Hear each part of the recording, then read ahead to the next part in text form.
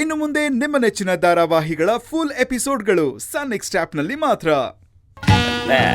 ಸೀತಮ್ಮ, ಅದಕ್ಕೆ ಯಾಕೆ ಅಷ್ಟೊಂದು ತಲೆ ಕೆಡಿಸ್ಕೊತೀರಾ? ಹೇಳ್ದಲ್ಲ, ನನ್ನನ್ನೇ ನಿಮ್ ದೊಡ್ಡ ಮಗ ಅಂತ ಅನ್ಕೊಂಡ್ಬಿಟ್ಟು ನಾನು ಫುಲ್ ರೈಸ್ ಜೊತೆ ಇನ್ನೊಮ್ಮೆ ನಾನು ಮದುವೆ ಮಾಡಿಸಿ. ಯಾಕಂದ್ರೆ ನಾನು ಮದುವೆ ಮಾಡ್ಕೊಂಡಾಗ ಟೆಕ್ನಾಲಜಿ ಅಷ್ಟು ದೊಡ್ಡದಾಗಿರ್ಲಿಲ್ಲ, ನಮ್ಮ ವಿಡಿಯೋನು ಅಷ್ಟು ಚೆನ್ನಾಗಿರ್ಲಿಲ್ಲ. ಸುಮ್ಮನೆ ಇರಮಿ, ಈಗ ಇನ್ನೊಂದ್ಸಾರಿ ನಮ್ಮಿಬ್ರದ್ದು ಮದುವೆ ಮಾಡಿಸಿ ಪ್ರೀ ವೆಡ್ಡಿಂಗ್ ಶೂಟ್ ಮಾಡಿಸಿ.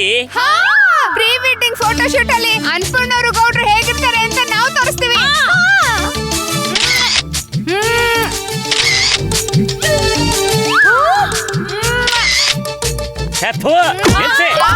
ಈ ರೇಂಜಲ್ಲಿ ನಾನೇನಾದ್ರೂ ಪ್ರೀ ವೆಡ್ಡಿಂಗ್ ಫೋಟೋ ಶೂಟ್ ಮಾಡ್ಸಕ್ ಹೋದ್ರೆ ಅದು ಫೋಟೋ ಶೂಟ್ ಆಗಲ್ಲ, ನನ್ನ ಹೆಂಡತಿನ ನನ್ನ ಶೂಟ್ ಔಟ್ ಮಾಡ್ಬಿಡ್ತಾಳೆ.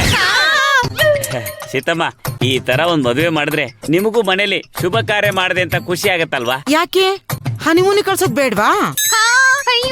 ಅಯ್ಯಯ್ಯೋ, ಹನಿಮೂನ್ ನೀವು ಕೇಳೋದೆಚ್ಚ, ನಾವು ಹೋಗೋದೆಚ್ಚ. ನಾವು ಹೋಗೋದಕ್ಕಂತೂ ರೆಡಿ ಇದೀವಿ.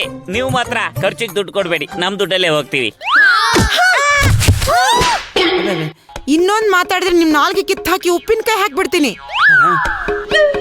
ನನ್ ಮಗನ್ ಮದುವೆ ಬಗ್ಗೆ ಮಾತಾಡ್ತೀರಾ ಅಂತ ಅನ್ಕೊಂಡ್ರೆ ನಿಮ್ ಮದುವೆ ಬಗ್ಗೆ ಮಾತಾಡ್ತಾ ಇದ್ದೀರಲ್ಲ ರೀ ನೀವು.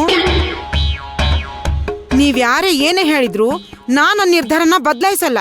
ಸೀತಮ್ಮನವ್ರೆ, ಅಲ್ಲಿ ಗುಲಾಬಿ ನೋಡಿದ್ರೆ ನನ್ ಮದ್ವೆನೇ ಬೇಡ ಅಂತ ಹಠ ಹಿಡ್ದು ಕೂತಿದ್ದಾಳೆ. ಇಲ್ಲಿ ನೀವ್ ನೋಡಿದ್ರೆ ನನ್ ಮಗನ್ ಮದ್ವೆ ಮಾಡ್ಲೇಬೇಕು ಅಂತ ಹಠ ಹಿಡ್ದಿದ್ದೀರಾ. ನಿಮ್ಮಿಬ್ಬರ ಮಧ್ಯದಲ್ಲಿ ಒದ್ದಾಡ್ತಾ ಇರೋದ್ ನಾವು. ನಿಮ್ಮಿಬ್ರಲ್ಲಿ ಯಾರಾದ್ರೂ ಒಬ್ರು ಸೋಲ್ಲೇಬೇಕು. ಅವಳೇ ಬದ್ಲಾಗ್ಲಿ, ನಾನ್ ಯಾಕೆ ಬದ್ಲಾಗ್ಬೇಕು? ಸೀತಾದೇವಿಯವರೇ, ಗುಲಾಬಿ ನಿಮ್ ಮುಂದೆ ತುಂಬಾ ಸಲ ಸೋತಿದ್ದಾಳೆ. ಅದೇ ಆ ಚಾನೆಲ್ ಅವ್ರೊಂದ್ ಪ್ರೋಗ್ರಾಮ್ ಮಾಡಿದ್ರಲ್ಲ, 10,000 ರೂಪಾಯಿ ಕೊಟ್ಬಿಟ್ಟು ದಿನಸಿ ಸಾಮಾನುಗಳನ್ನ ತಗೊಂಡ್ ಬನ್ನಿ ಅಂತ. ಅದ್ರಲ್ಲಿ ಗುಲಾಬಿ ಎಷ್ಟೊಂದು ಐಟಮ್ಗಳನ್ನ ತಂದಿದ್ಲು.